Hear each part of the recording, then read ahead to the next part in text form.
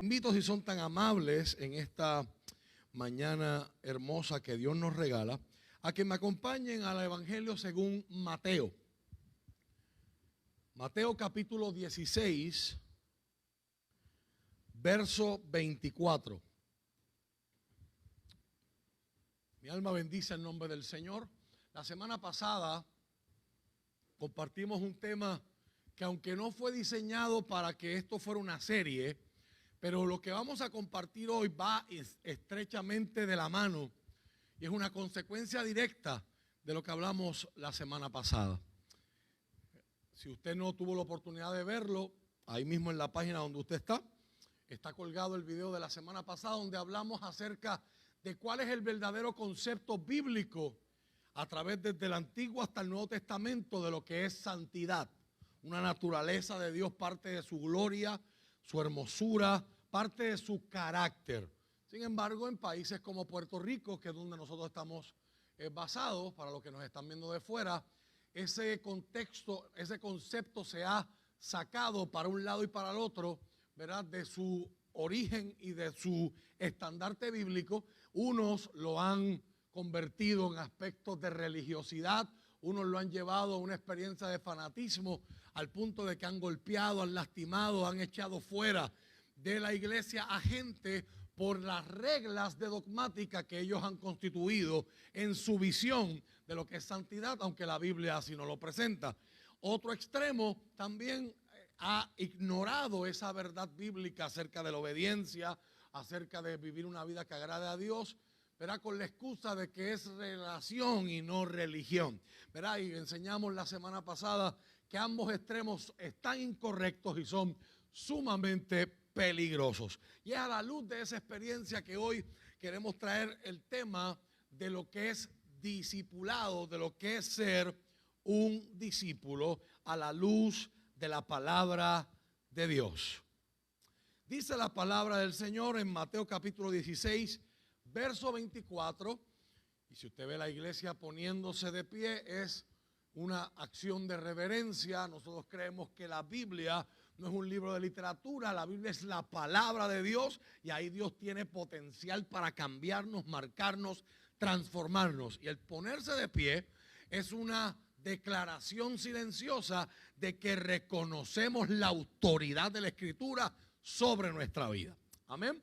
Entonces, para que usted tenga contexto, porque yo no voy a predicar de este pasaje, ese primer verso 24 es el primero en una cadena temática. Hoy mi sermón o mi predicación es de carácter temática más que expositiva, pero en este pasaje lo que está ocurriendo en el contexto es que Jesús le dice a sus discípulos cuál es su agenda en blanco y negro. Voy para Jerusalén, me van a arrestar, me van a torturar, me van a matar y al tercer día voy a resucitar. Los discípulos, en vez de verlo como una buena noticia, Juan escribe que estuvo allí y escribe en su evangelio su versión de este acontecimiento. Dice que ellos no entendían porque no había ocurrido la resurrección, por lo tanto sus ojos estaban cegados, vendados. Cuando la resurrección ocurrió, entendieron. Entonces, aquellas preguntas aquellas palabras, mejor dicho, que Jesús les dio a sus discípulos, en vez de traer seguridad, afirmación, esperanza y paz, trajeron tristeza, trajeron preguntas, trajeron cuestionamientos. Y Pedro, con el profundo amor que sentía por Cristo, toma a Jesús aparte, y la Reina Valera dice que empezó a reconvenirle en el verso 22. La Nueva Traducción Viviente y la Nueva Versión Internacional toman esa palabra y la traducen como reprenderlo. O sea, Pedro empezó a hablarle con actitud a Cristo, dejándole saber que él no podía hacer eso que él pretendía hacer, que él no podía exponerse de esa manera, que él no podía arriesgarse de esa manera. Y eso lleva a que Jesús pronuncie una de las palabras más controversiales del Evangelio y de toda la Biblia, porque usa una expresión que, aunque nosotros la atribuimos, ¿verdad?, a este personaje de la demonología bíblica como un personaje, ¿verdad?, llamado Satanás, la expresión en el hebreo significa adversario. Y Jesús le está diciendo a Pedro: apártate de mí, Satanás, me está haciendo tropiezo. Un adversario es alguien que se me para de frente y me quiere impedir que yo avance. Así que Pedro estaba oponiéndose a la agenda de Jesús. Jesús no le está diciendo diablo a Pedro ni nada que se le parezca, ¿verdad? Y es en ese contexto de la oposición a su agenda que entonces Jesús va a describir lo que es ser un discípulo. Verso 24, lo leemos con toda reverencia y la bendición del Padre, del Hijo y del Espíritu Santo. Luego Jesús dijo a sus discípulos: si alguno de ustedes quiere ser mi seguidor, mi discípulo, dice la Reina Valera 1960, tiene que abandonar su manera egoísta de vivir. Niéguese a sí mismo, dice la Reina Valera. Tomar su cruz y seguirme. Si alguno de ustedes quiere ser mi seguidor, tiene que abandonar su manera egoísta de vivir, tomar su cruz y seguirme. Oremos, por favor. Padre, en el nombre de Jesús, en esta mañana tú nos conoces mejor que nadie. Conoces dónde estamos en la vida, dónde estamos en relación a nuestra posición contigo, cuán necesitados estamos de ti, cuán cerca o cuán lejos estamos de ti, y cuán cerca o cuán lejos nos podemos sentir, porque muchas veces esas dos cosas no son lo mismo. Pero tú siempre tienes la forma de llegar a donde estamos. Tú siempre tienes la forma de darte a conocer, de leernos, de impactarnos, de demostrarnos que todavía hay oportunidad, esperanza, puertas abiertas y oportunidad de nuevos comienzos. Te pido que bendigas mi audiencia física aquí presente y que en el nombre de Jesús nos bendigas a todos los que estamos conectados de forma virtual, adorando tu nombre y exponiéndonos al mensaje de tu palabra. Trae consejo, trae iluminación, trae dirección, trae enseñanza a nuestra vida que nos marque, nos provoque reflexión, introspección y toma de decisiones. Señor, como me gusta orar siempre, Espíritu Santo, danos iluminación para entender, danos fe para creer, pero sobre todo, danos valor para vivir. En el nombre de Jesús, amén y amén. Se puede sentar. Hoy quiero hablarles bajo el tema cristianos o discípulos. Cristianos o discípulos. Permítame hacer la aclaración para los que nos están viendo fuera de Puerto Rico. Yo voy a plantear hoy una diferencia de términos de carácter operacional, aunque de forma gramática y de forma etimológica los dos términos están relacionados. ¿Por qué usted dice, pastor, que lo vamos a plantear de carácter operacional? Si usted hace un censo en Puerto Rico, la mayoría de la gente en Puerto Rico se identifica como cristiano. Hace unos años atrás, si esa estadística era un poco más depurada, cosa que en Puerto Rico encontrar estadísticas depuradas y actuales es un reto en sí mismo, pero eso es otro tema, es otra historia, es otra predicación. La mayoría se identificaba como católicos. Si usted les preguntaba, ¿y cuánto fue la última vez que fuiste a una misa? Ahí se les cae el argumento, ¿verdad? Pero también eso es otro tema, eso es otra historia, eso es otra predicación. Pienso hoy que quizás ese balance ha cambiado y la mayoría de la gente hoy en Puerto Rico se considera protestante, ¿verdad? O evangélica. Pero independientemente son ramas del cristianismo. Este es el país, por estadística, más evangelizado sobre la faz de la tierra. La última estadística que se hizo al corriente y sobre ese particular es que cada 800 metros en Puerto Rico usted va a encontrar un templo, capilla, catedral. No tenemos basílicas porque aquí el Papa nunca ha entrado a ninguna parroquia o catedral convirtiéndola en basílica, ¿verdad? Pero algún edificio de adoración, de reunión, de congregación cristiana. Más de 7,000 iglesias o congregaciones evangélicas en Puerto Rico, siendo las iglesias independientes como nosotros, ¿verdad? La más frecuente, que si fuéramos una denominación organizada, pues seríamos la denominación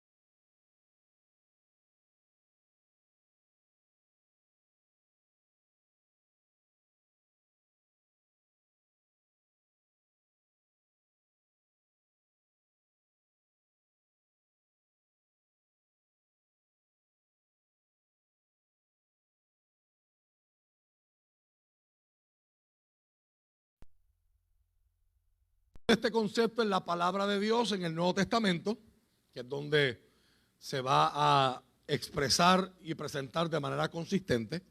Pero para propósitos de este sermón, lo que hay en mi corazón, mis amados, es que hoy día cuando usted ha escuchado la palabra cristiano en un medio de comunicación, usualmente esa palabra ya viene cargada de una evaluación que es negativa.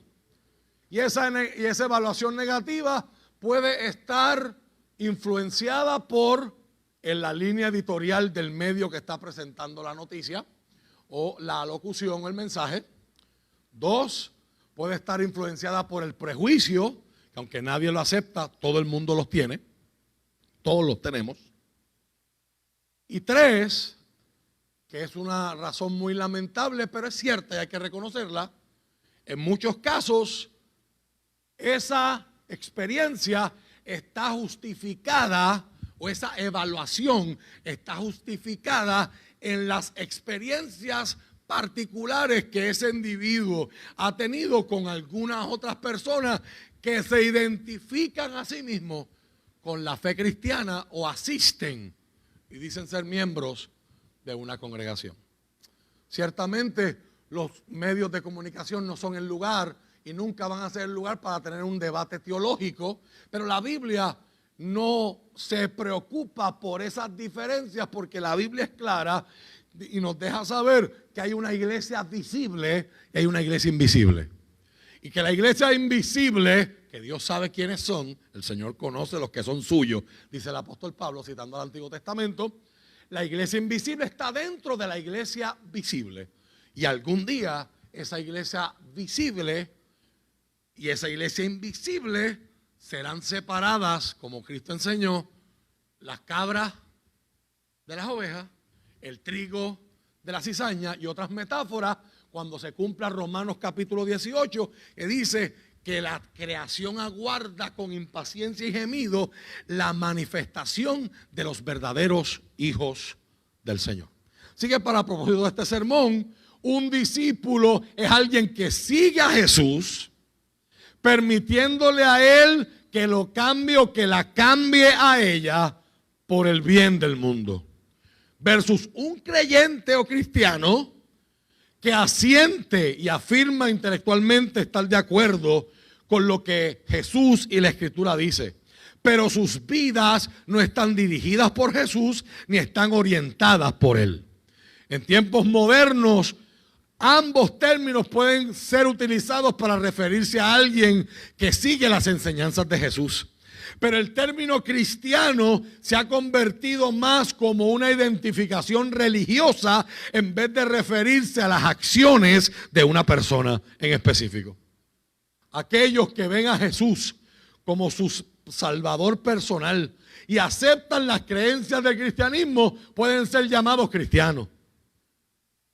Pero de forma práctica, cualquiera puede afirmar ser cristiano, pero solo unos cuantos merecen ser llamados discípulos.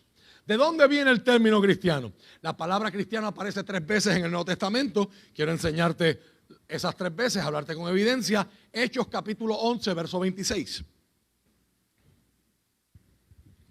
Ahí usted tiene la primera vez que en la palabra cristiano fue acuñada. Esa palabra no existía. O sea, su raíz etimológica tenemos el privilegio de tenerla en la Biblia, donde se usa por primera vez. Y curiosamente se nos da como un dato asociado al relato, un dato histórico. Lucas, que es el que relata el que redacta el libro de los Hechos, en el capítulo 11, verso 26, él dice: por primera vez en Antioquía, por primera vez a los creyentes se le llamaron, y mire cómo lo pone la traducción bíblica, entre comillas, cristianos. ¿Qué yo quiero que usted note de ese pasaje? Número 1, que en ninguna parte dice que eso fue un término que vino del cielo. 2, ese nombre tampoco vino de dentro de los círculos de estos primeros creyentes que nos está relatando la Biblia en el libro de los Hechos, sino lo que nos dice el libro de los Hechos es que antes de llamarlos así, los llamaban los del camino, por la ardua tarea evangelística y de tantos viajes que ellos tenían llevando el mensaje de Jesús a donde quiera que iban. Pero note, número 3, que son los de afuera, es la sociedad en general, los que llaman a los de adentro, si vamos a usar esos términos, cristianos. Algo diferente vieron en ellos, que les pareció consistente con las enseñanzas de aquel famoso maestro de Nazaret y Galilea llamado Jesús, que los llevó a hacer una asociación y a convertir un sustantivo de un título llamado Cristo, que es un título que significa Salvador. Es el equivalente al griego del Mesías, del título Mesías, separado por Dios, ungido por Dios para salvar, del hebreo del Antiguo Testamento.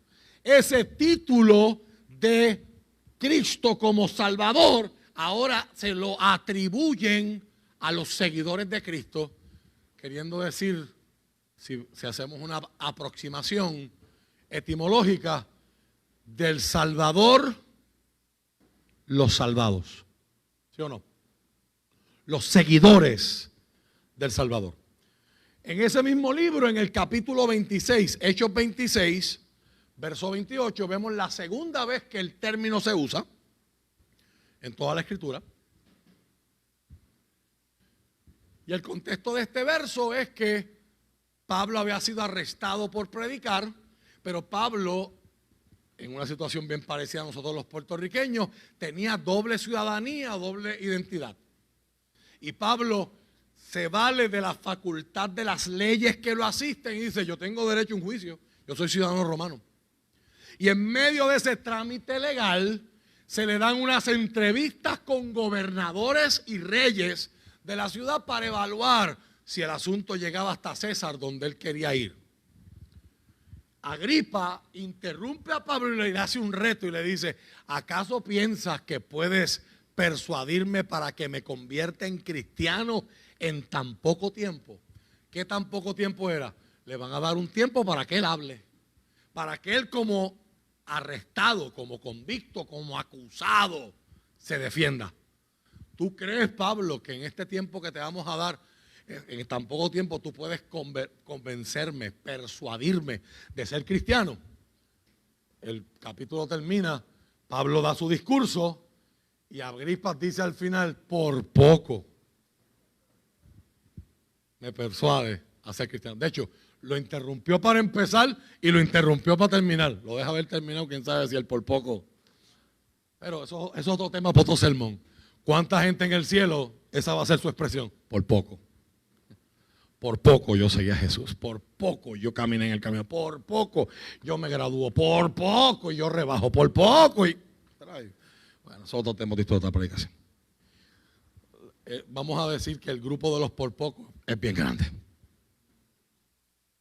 especialmente las cosas que importan. Ahora, lo que es interesante de este pasaje es que una persona que no es judía, una persona que está en esferas de gobierno altas, se está refiriendo a Pablo como cristiano. Y cuando Pablo empieza a hablar, Pablo no lo corrige. Pablo no le dice: no me llame así, llámeme de esta manera. Sino en el discurso de Pablo, él acepta la palabra o el adjetivo, el gentilicio, la referencia que este gobernante está utilizando para referirse a Pablo y al grupo al que Pablo pertenece. ¿Qué nos deja saber eso? Que en cuestión de unos pocos meses, unos pocos años, ya este término se había esparcido a nivel de que la sociedad en general lo utilizaba, y los cristianos o los creyentes del libro de los Hechos no lo combatían, sino que también lo asimilaron y lo adoptaron. Y la tercera vez que aparece Primera de Pedro, capítulo 4, verso 16. El apóstol Pedro está escribiendo, está dictando una carta que está escribiendo el puño de letra Silas o Silvano. Y en el capítulo 4, verso 16, Pedro, que tiene como tema darle ánimo a todos los que están sufriendo por causa de la persecución, escribe: en cambio, no es nada vergonzoso sufrir por ser cristiano. ¿Ven la progresión? En el primer verso, la sociedad les llamó cristianos. En el segundo, el gobierno les llama cristianos y él no lo corrige. Pero en el tercero, un apóstol ya se está refiriendo a la comunidad de fe de todo el mundo como cristiano. No es nada vergonzoso sufrir, no por mala paga, no por bochinchero, no por malcriado, sino por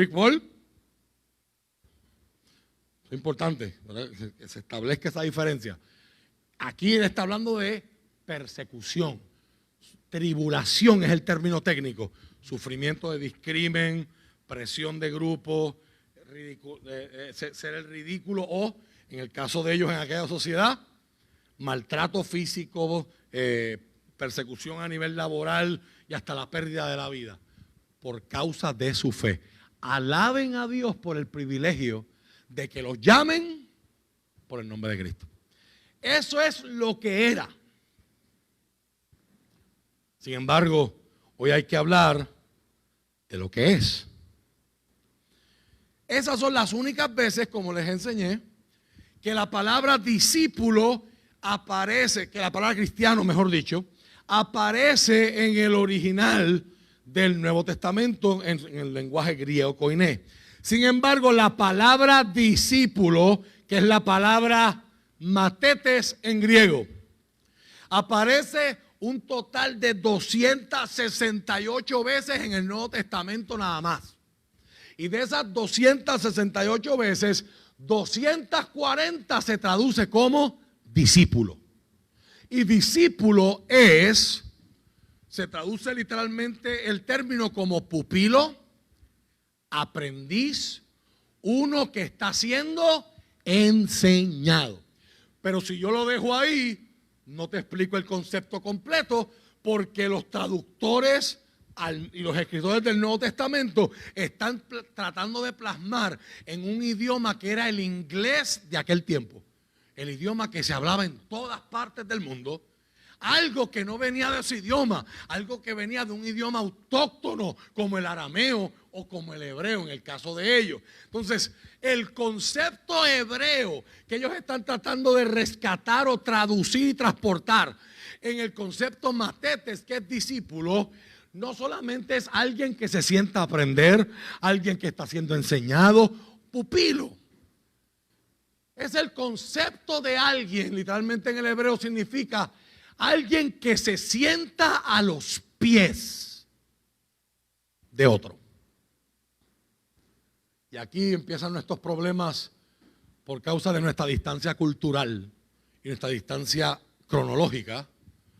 Porque la Biblia dice, me parece muy interesante esto, en un tiempo donde la violencia para la mujer y el tema de la igualdad y la equidad para la mujer ha estado tan presente en la discusión pública de nuestro país. Evidencia de que la Biblia, a diferencia de lo que dice la gente por ahí, o algunos por ahí que están bien mal informados o mal intencionados, o ambas, es que la Biblia está adelantada a su tiempo y a la cultura donde la Biblia se está desarrollando. La Biblia dice que Jesús un día estaba en Betania, Jesús está enseñando y dice que María estaba a sus pies. Como hay gente que lee la Biblia con ojos de puertorriqueños de 2020, hemos leído y hemos escuchado personas diciendo, eso suena como un nebuleo entre María y Jesús.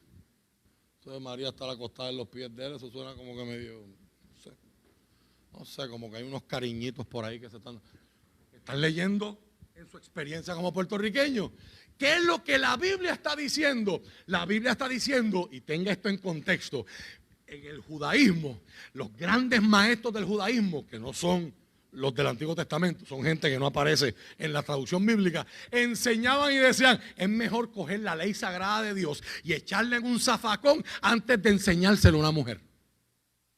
Eran sociedades patriarcales, machistas, retrógradas, pero en medio de esas sociedades llegó Jesús a hacer la diferencia y a mostrar el corazón de Dios. Y mientras la ley y los maestros de aquel tiempo decían, antes de enseñarle a una mujer, echa la ley sagrada al zafacón, ahí tenemos a Jesús que le está enseñando a 12 discípulos y entre medio de los 12 discípulos hay una mujer. Y usted conoce la historia, Marta y María. Y Marta ya peleando, maestro, regaña a mi hermana, que en vez de estarme ayudando con las cosas que nos tocan a las mujeres, en vez de estar mapeando y estar cocinando, y Jesús le rompe su perspectiva de sexo y le presenta la oportunidad de equidad de sexo. Y le dice, Marta, lo que tú haces está tremendo y me encanta, pero María escogió la mejor parte. Eso que ella está aprendiendo, nadie se lo va a quitar. Jesús está hablando del poder de la educación. Cuando tú aprendes algo, eso es tuyo, nadie te lo quita. Jesús le dio la misma importancia a una mujer para ser su discípula que cualquiera de los hombres a ser su discípulo. Porque para Dios no hay diferencia entre hombre y mujer. Y el que diga lo contrario le está dando la espalda a la Biblia y al testimonio de la Escritura. Ahora, ¿cuál es el problema hoy para nosotros? De mis años en la escuela de medicina y de ese mundo, aprendí, recuerdo y retengo que Dios creó nuestro cerebro con un sistema bien complejo, sofisticado y poderoso para guardar recuerdos. Si usted no lo estudió, yo le invito a que después se vea o se vuelva a ver la película de muñequitos Inside Out. En esa película hay un montón de contenido de neurología, de ciencia, de biología y de anatomía y fisiología neurológica, de cómo en el sueño, cómo hay unos mecanismos para que una experiencia se convierta en un recuerdo a corto, mediano o largo plazo. Lo último que voy a decir, esto no venimos a dar clase hoy. Pero ¿por qué cuando uno habla de dar clase? ¿Por qué cuando uno habla de aprender? ¿Por qué cuando uno habla de educarse y de crecer, la reacción de mucha gente hoy es Porque lo que está ocurriendo en nuestra vida es que automáticamente nuestro cerebro busca las asociaciones. Espérate, aprender, clase, tarea,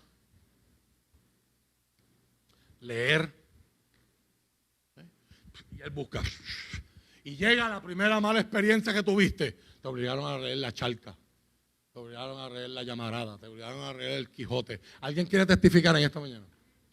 Y en un sistema educativo que no funciona, porque no ha sido pensado para que funcione, no solamente estoy hablando de Puerto Rico, sino de muchas naciones sobre la faz de la tierra, donde no se tome, yo no estoy el más indicado para hablar de esto, ¿verdad? Se lo dejamos a los expertos en pedagogía, pero no se toman las realidades y las necesidades del estudiante. Hoy se sabe que hay diferentes estilos de aprender, hay gente que aprende escuchando, hay otros que necesitan verlo, hay otros que necesitan la integración de las dos, hay otros que somos eclécticos, que aprendemos de otra forma y las integramos. Pero cada quien es distinto en su aprendizaje. Por lo tanto, el sistema no está diseñado para bregar y decir, espérate, el grupo 1 van a ser los auditivos, el grupo 2 van a ser los visuales, el grupo 3 van a ser los auditivos visuales, el grupo 4 van a ser los de necesidades especiales y el grupo 5 los eclécticos. No, el sistema es que grupo 1, estos son los que, los inteligentes. Y después se gradúan y son unos colgados en la vida. Pero eso no tenemos aplicación. ¿Por qué hay tanta gente hoy que anda con un papel que dice que se graduaron de aquí? Que son trabajadores sociales, que son biólogos, que son teólogos, que son hasta que abren la boca. Cuando abren la boca tú dices, ¿y dónde estudió este? O sea, yo he escuchado trabajadoras sociales defendiendo el victimario en vez de a la víctima. Ah, pero esa muchacha que se la llevaron. Y uno dice, ¿dónde tú estudiaste? ¿En el Burger King Community College? Porque obviamente, pero ¿cuál es el problema? El problema es cómo ha sido pensada la educación, porque la educación ha sido diseñada para tú pasar de grado y cumplir con requisitos del capitalismo. Pasa por estos ritos de iniciación para que después puedas lograr aquello y esto y esto. Y entonces el educar ya no se convierte en yo crecer, se convierte en yo cumplir con requisitos para que me den aquello. ¿Sí o no? Entonces usted tiene gente hoy que tiene diplomas, pero no tiene conocimiento. Tiene diplomas, pero no tienen condiciones. Tienen diplomas o dicen, saquean el examen. ¿Y de qué fue tu examen? ¿Sabes que ni me acuerdo, mano? Pero el examen no fue ayer. Sí, mano, pero es que yo me lo embotellé y lo vacié, ya se fue. Y uno con ganas de decirle, ¿y cuánto te sale tu crédito para estudiar? Tú que estás haciendo huelga porque te subieron el crédito, y qué bueno que estás haciendo huelga y lo protestaste. Pero tú que estás haciendo huelga y protestas que te quieren subir la matrícula, ¿cuánto te gastaste en tu clase? Bueno, yo nada, porque me lo dieron en BKP. ¿Cuánto tú estás valorando lo que tienes? Pues no estoy hablando del sistema de kinder a 12, porque ahí tú no escoges tus clases, deberías, pero tú no escoges tus clases. Pero los que van a la universidad, que se supone que yo voy a estudiar educación porque quiero, o voy a estudiar teología porque quiero, o voy a estudiar ingeniería porque quiero. Pues si eso es lo que yo quiero, supone que me guste, yo tengo una motivación intrínseca para eso. Por lo tanto, yo le saque un provecho. Yo estoy allí no para decir tengo 4A y 3B. Yo estoy ahí para aprender. Pero así no es como funcionamos, porque nos entrenamos a procesos mecánicos aburridos. Y hoy la Biblia dice, Jesús está buscando discípulos. ¿Qué? Otra clase más. Entonces, me hablan de leer y estudiar la Biblia. ¿Qué? Quijote, Charca, Llamarada, La Víspera del Hombre, y todas las cosas que me hicieron leer, que a mí no me importaba leer, pero fue obligado. Death be not proud, bla, bla, bla. Leer la Biblia. Hay pastores que a mí no me gusta leer, claro. ¿Te entiendo? Por eso los que saben de educación dicen que el proceso de educación es desaprender para volver a aprender. Pero eso es otro tema. Eso es otra historia de esta predicación. Cuando los hebreos decían discípulo, es alguien que se sienta a los pies del maestro. Y esto tiene dos connotaciones. Número uno, admiración. Para tú sentarte a los pies del maestro, tú tuviste que haber aplicado para que ese maestro te aceptara como discípulo. Los maestros escogían sus estudiantes en la antigüedad, no era al revés. Por lo tanto, si aquel maestro era bueno, tenía que tener un montón de gente solicitando para coger clase con él, como pasa hoy. Hay secciones que se llenan así, y hay otras que pasan medio semestre y todavía está vacía. Eso se supone que comunica un mensaje acerca del profesor, ¿verdad? O acerca del sistema. Pues también pasa. Hay maestros que son excelentes, pero en un semestre hay que hacer 4 ensayos, 2 monografías y coger 3 exámenes. Entonces la mayoría de los estudiantes dice, Señor, reprenda al diablo, yo no quiero aprender, yo lo que quiero es A. Y que da, nunca tienes que venir a la clase y haces un quiz al final del semestre. Dios me está hablando, es el que yo quiero. ¿Alguien quiere testificar? ¿Verdad? Y seguimos con las escuelas y universidades de burritos, como han dicho por ahí. Pero eso es otro tema, eso es otra historia, eso es otra predicación. Pero en la antigüedad, tú decías, yo quiero estudiar con usted. El maestro decía, te voy a evaluar a ver si eres digno de ser mi discípulo. Todo ese concepto, todas esas connotaciones están en el texto cuando la Biblia habla los discípulos de Jesús. Jesús llega a la tierra y escoge 12 discípulos que no vienen de las universidades Ivy League, que no vienen de las escuelas más preciadas del judaísmo, que no son los más brillantes asistentes o rabinos de estudiantes de rabinos. Jesús escoge pescadores, escoge directores corruptos de colecturías de hacienda. Jesús escoge macheteros independentistas que no solamente que eran independentistas, sino que creían en la revolución, matando y figando gente. Les llamaban los de la daga. Lean la Biblia, que ahí están pasando unas cosas tremendas, los celotes. Jesús coge un grupo heterogéneo que en la mente de todos nosotros dice, esta gente no sirve, esta gente no vale. Pero Jesús Era un visionario. Jesús veía lo que no está ahí. Podía ver lo que nadie podía ver en ti. Y Jesús venía y lo construía. So que el primer concepto que está de la mano con la palabra discípulo es: yo tengo admiración por el maestro. Y el segundo concepto es: yo me siento a sus pies porque Él está por encima de mí. Si usted va a Israel hoy, yo tengo una foto, se la puedo enseñar después, como parte de mis estudios en teología, en una de las últimas ciudades que sobrevivieron, cuando los romanos guerrearon en el año 70 del primer siglo de la era cristiana contra los judíos, en la ciudad que construyó el rey Herodes llamada Masada, una brillantez y una joya de arquitectura.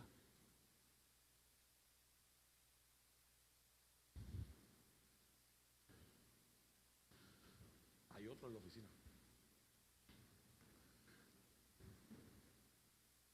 Hay en la plataforma de arriba, si usted lo ha visto o lo puede buscar en Google, usted va a ver diferentes formaciones encima del fuerte. Aquí es una ciudad amurallada.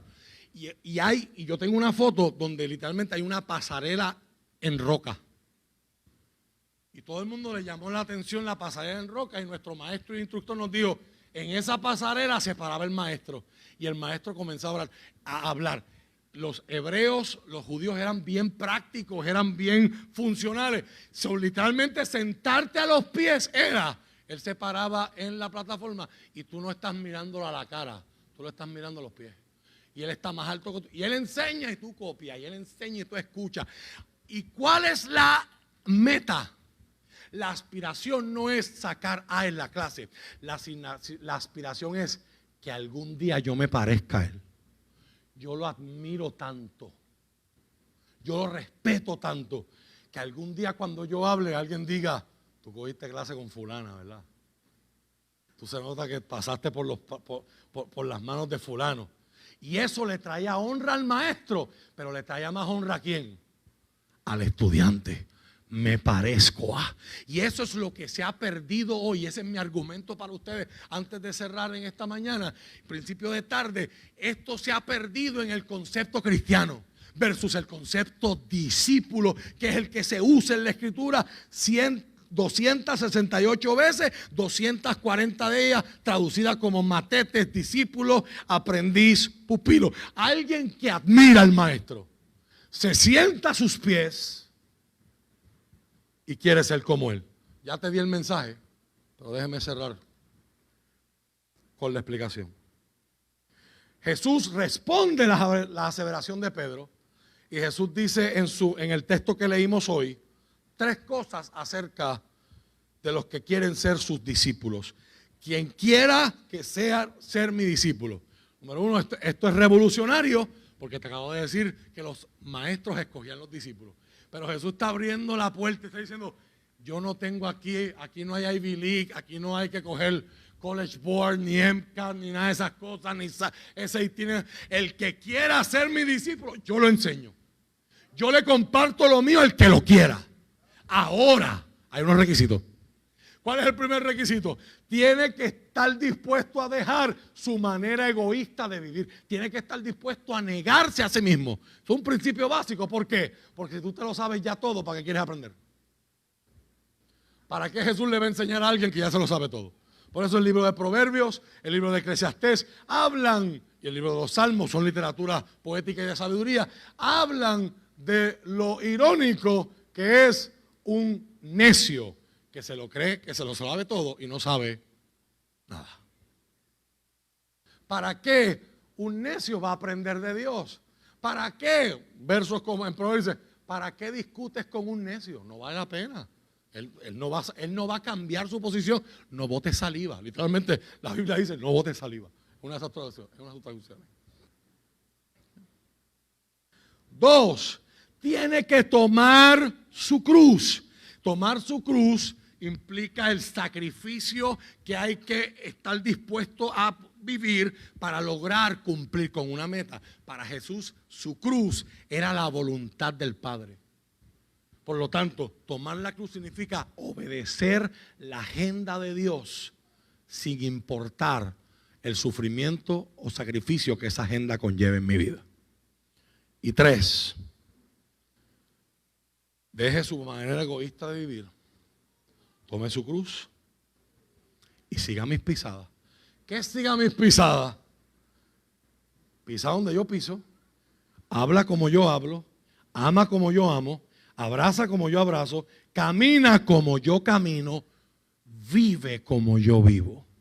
Y esa se convierte en la regla máxima y el estándar máximo sobre el cual cada persona que dice ser cristiano tiene que evaluar su vida, lo que yo voy a postear, lo que yo voy a decir, lo que yo voy a hacer, a donde yo voy a ir. ¿Esto es consistente con lo que yo veo en Jesús o no? Y ese debe ser el criterio para tomar decisiones sabias. Ese debe ser el criterio para tomar decisiones correctas. Dietrich Bonhoeffer, un pensador alemán que en un momento histórico bien interesante donde un partido apeló mucho a la iglesia. La historia tiene un sentido del humor bien interesante. Un partido apeló mucho a la iglesia y usaron el apoyo de la iglesia en Alemania para llegar al poder.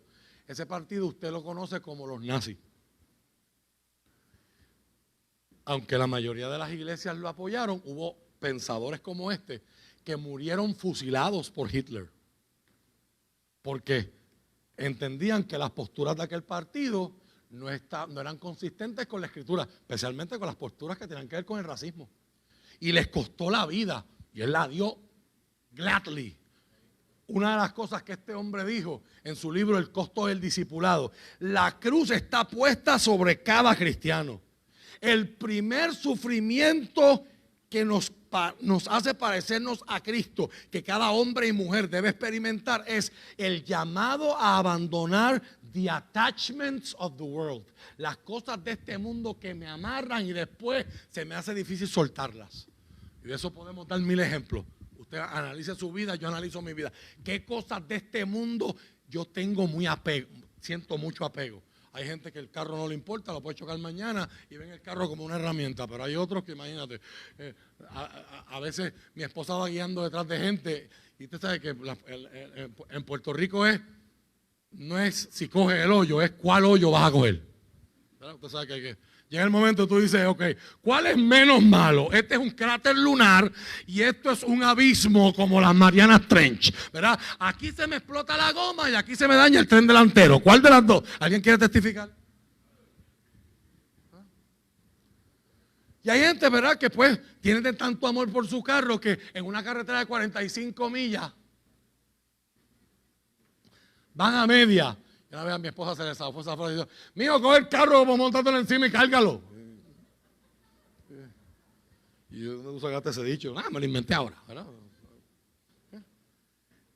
Y hay otros que pues, el carro está sucio. Está sucio. No soy menos hombre porque mi carro está sucio.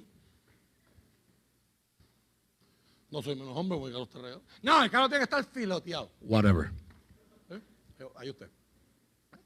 Y así mismo hay otros que la casa, hay gente que la casa tiene que, no, tú tienes que poder comer en la marquesina. Y hay otros que, pues en la marquesina aparece el almacén de edificios públicos, tú sabes, hay de todo. ¿Okay? Y ahí están los dos extremos. Si yo me pongo a dar listas, puedo caer en religiosidad, pero usted conoce su corazón. Hay cosas de este mundo que nos amarran. Y cuando hay que tomar decisiones basadas en convicciones, esas son los amarres que a veces nos influencian y dicen: espérate, esto está mal, pero pierdo mi trabajo si lo digo. O me están presionando a comprar taquillas y yo no creo en esto. ¿Qué hago? ¿Arriesgo mi trabajo en el gobierno por no comprar taquillas o me paro firme? Son decisiones que gente aquí tiene que tomar que trabaja en esos sitios.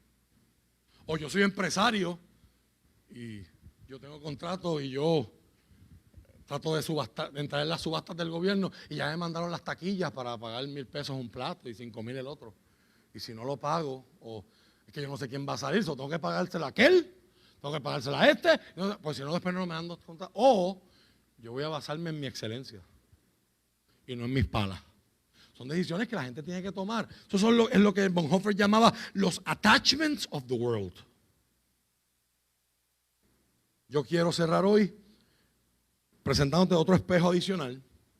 Podríamos dar muchas listas, pero el tiempo nos traiciona.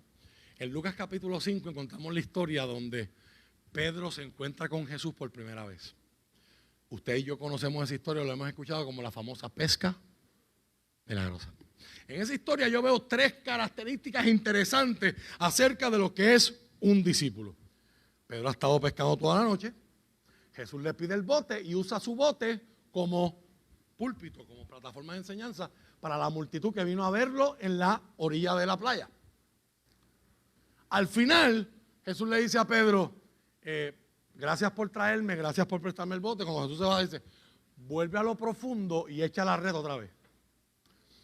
Yo leí hace unos días atrás, y lo volví a releer esta mañana, la analogía que da un piloto de un pasaje como este. Él dice, para yo pilotear un avión comercial, yo tengo que dejarme llevar por un montón de instrumentos, y uno de ellos se llama el director de vuelo. El director de vuelo me dice cómo van las alas de mi avión inclinadas, cuánto estoy de diferencia en la tierra, en qué ángulo de inclinación o elevación estoy. Un montón de información sin el que yo no puedo aterrizar un avión.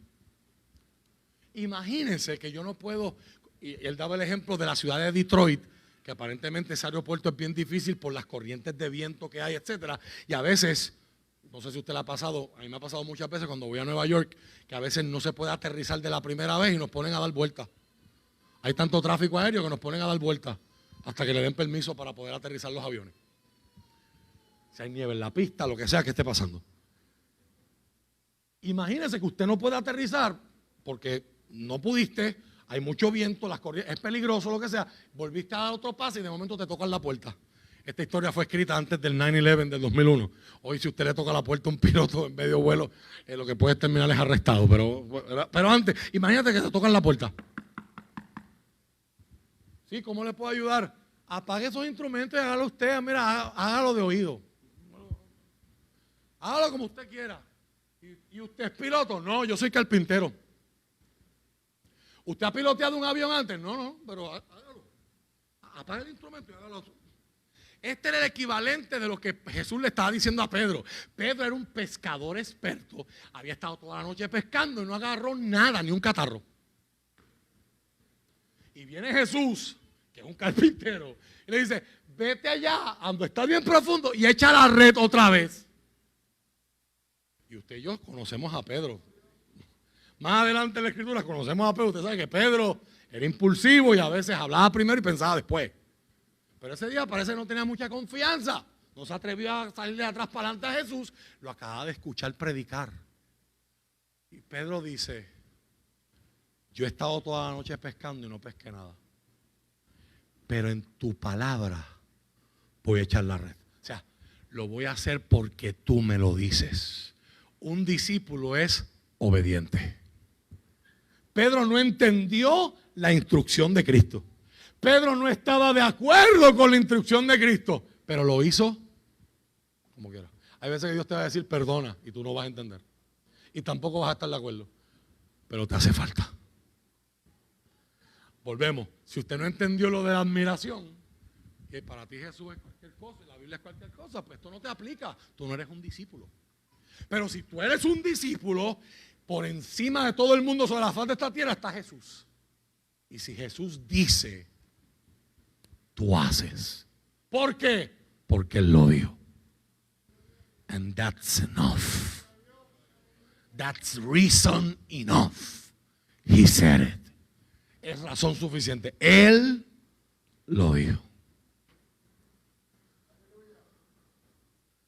Segundo, después de obedecer, te conoce la historia, las redes se rompían de tantos peces. ¿Qué hace Pedro? Ahí mismo en el barco. Se tira, tan pronto termina y traen la pesca, se tira a los pies de Jesús y le dice, apártate de mí, que yo soy un pecador. Entienda esta, por favor, esta característica me tocó mucho el corazón. Los discípulos verdaderos se ven a ellos mismos como en realidad son. El pecado nos ha llevado, dice Génesis 3, a llenarnos de excusas. ¿Quién te dijo, Adán, que estabas desnudo? La mujer que tú me diste. En otras palabras, no es culpa mía, tuya, Entonces, ¿cuál es nuestro eterno problema? Que la culpa es huérfana. Nadie la quiere. Entonces, cuando algo está mal en mí, yo estoy confrontado. Bueno, pero por lo menos yo no soy como aquello. Que mira, yo con la contra, yo acá a la iglesia. ¿Cuántos han escuchado? ¿A cuántos nos han hecho cuentitos así? Yo no voy, pero mira, por lo menos yo no soy como aquel que... Otra palabra, lo que está diciendo es, yo estoy fastidiado, pero no estoy tan fastidiado como aquel. Ok. Tú estás menos fastidiado. ¿Y vas a hacer algo por tu fastidiadera? No, porque yo no quiero ser como aquel. Excelente. Interesante, ¿verdad? Desde la perspectiva filosófica, ¿verdad? La fortaleza de esos argumentos. Un discípulo se ve a sí mismo como él es, sin filtro. No voy a hablar de los filtros que algunos de ustedes usan por ahí para ponerse la foto.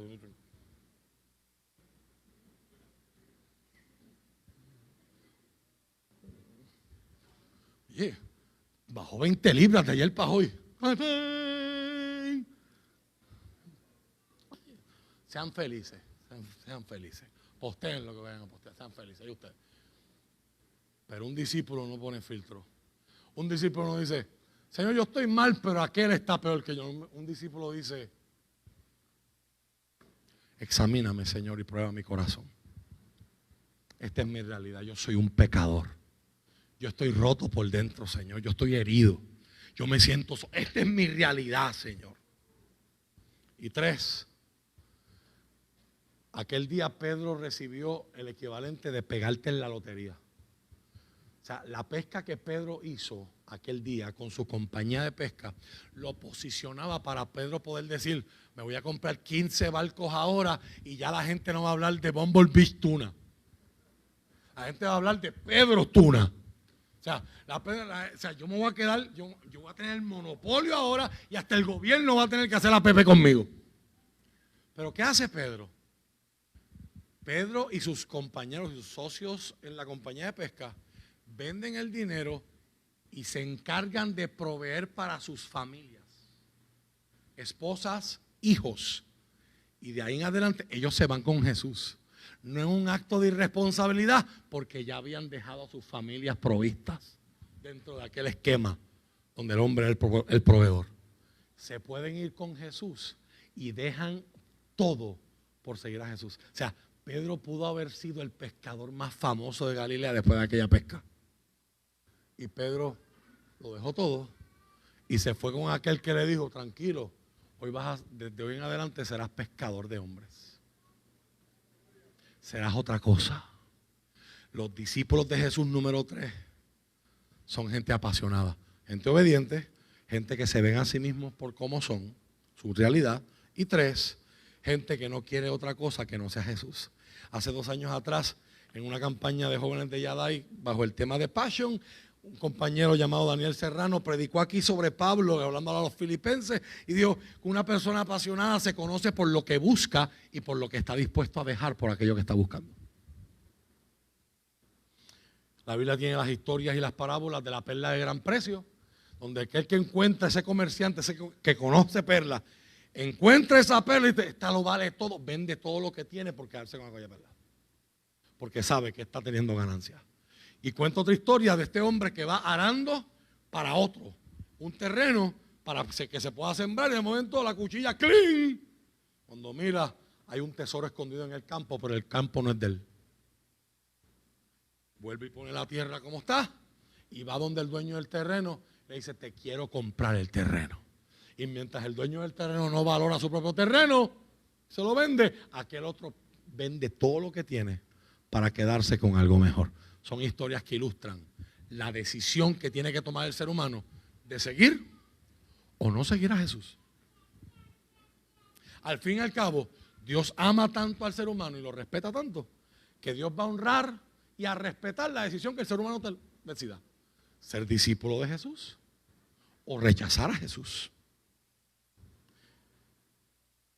Cierro este sermón con Dietrich Bonhoeffer otra vez.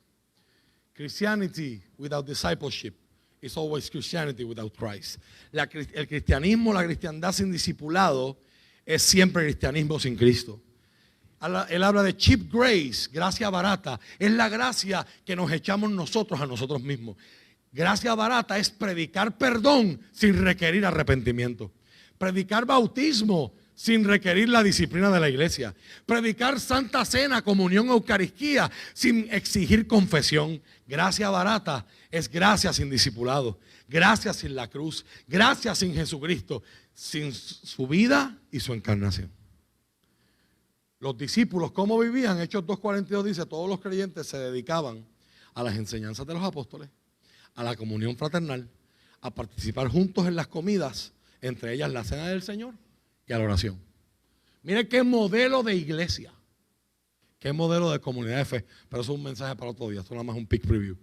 Así que yo cierro mi sermón con una conclusión al argumento de o soy cristiano o soy discípulo. Es ser cristiano es una decisión, ser discípulo es un compromiso.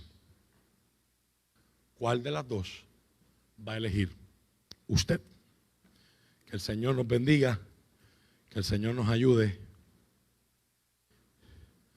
y que el Señor nos guíe por su eterno camino.